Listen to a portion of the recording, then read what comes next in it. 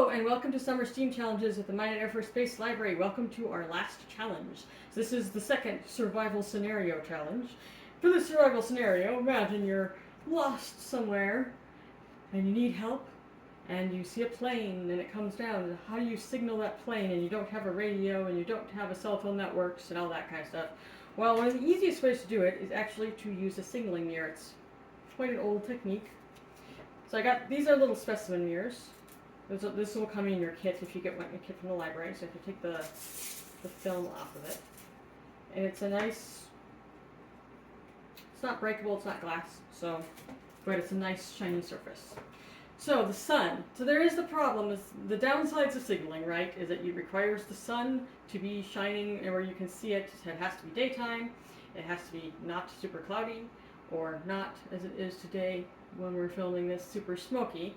So we're going to actually try to show you how this works using a flashlight as our light source instead of sun. But I will tell you from practice that finding the light for a flashlight is a whole lot harder than finding the sun. The sun is a lot bigger, even though it's a lot further away, and it's also a lot brighter than the flashlight.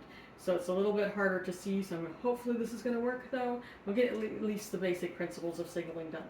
Alright, so first of all, let's talk about the science. So light travels in a straight line from its source, like the sun, unless and until it is either, there's two things that can happen.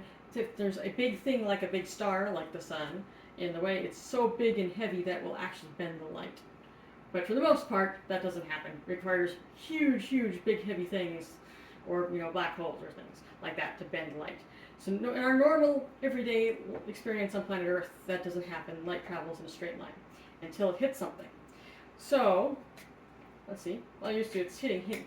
Right now, the light is hitting this, right? And it's bouncing, most of it is bouncing back. In this case, some of it is reflecting off a little bit, but most of it's bouncing back. Or,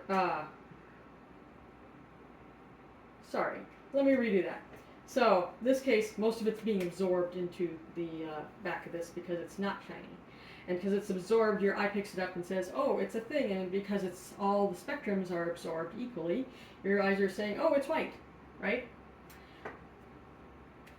Now, if you have something that's translucent, let's even talk about my glasses. So when it hits my glasses, right, because my glasses are curved, it's actually meant to bend the light to make it easier for me to see. But anything that's translucent, it usually is going to bend the light a little bit. But it will, some of it will bounce back, and that's why you see your reflection in people's glasses when you look at them sometimes. But most of it goes through. Now, some surfaces, it almost mostly bounces off. Very little of it is absorbed in it, and that is the case for a mirror. So a mirror makes a really good reflector, right? It's basically something that's shiny and reflects really well. Now, the angle of the reflection is kind of, it's equal. So if you have the light coming in this way, it hits there, it's going to reflect off this way. And if you were to have like a line in between here, this angle and that angle would be equal. So that makes it predictable. That said, like I said, when you're messing with it a little bit, it's a little bit difficult, particularly when you're picking up something as small as a flashlight beam. So it's a little bit tricky. However, when you're using the sun, signaling mirror flashes can be seen for anywhere from 7 to 100 miles away. So that's quite far. The internationally recognized code of distress for signal flashing is just 3 flashes, 1, 2, 3.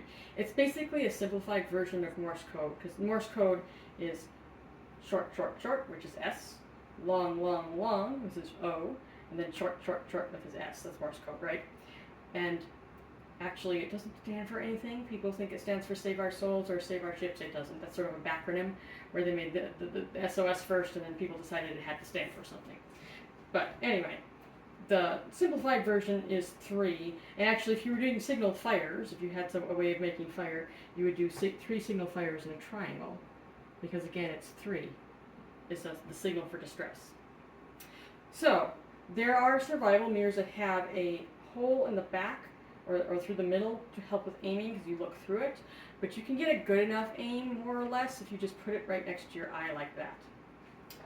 Alright, I'm going to turn the lights off here to make it a little bit easier, and I'm going to get an assistant to be my son, and we'll show you how it works. Alright, safety first, right? So, if you're doing this outside with the sun, make sure you don't actually signal for help when you don't need any help. That's wasting people's time and resources, and then you can get in really big trouble for it.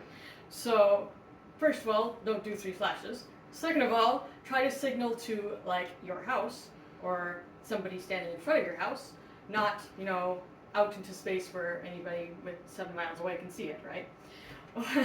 Also, if you are in a survival situation, though, you're going to want to signal, you're probably going to be signaling a plane, right? You need to try to signal towards the cockpit of the plane, that's the front of the plane, not towards the back, because of course the pilot doesn't have eyes in the back of his plane. Also, if you're doing this inside with a flashlight, if it's a very bright flashlight, which is frankly the only way it's going to work, try not to get yourself blinded, which can be difficult, but we're going to give it a try anyway.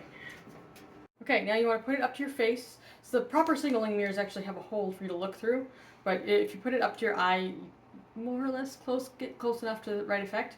You need to find the light and find the reflection of the light, and get the reflection of the light to go on your hand. It's not as bright as it should be. There we go. What? There we go. Oh, wait, I lost it again. There we go. There we go. I got it. And then at this angle, because I'm trying to let you see the hand, I can't see what's through my fingers, but you're creating an aiming point, is why you have to spread your fingers. If you can't do the Vulcan salute, just do it like that. But you're creating a V for a point to aim. So get back on your palm. There we go. Whoops. There we go. Back on your palm. Aim between your fingers and then go 1, 2, 3, like that to signal 1, 2, 3. And that's basically how you get it done. Unfortunately, with the camera, you can't really get the perfect views, but you get the basic idea, and you can give it a try and practice yourself and actually see if the person you are trying to signal. I did signal one of my employees across the library with this method, so it did work. And anyway, that is this week's challenge.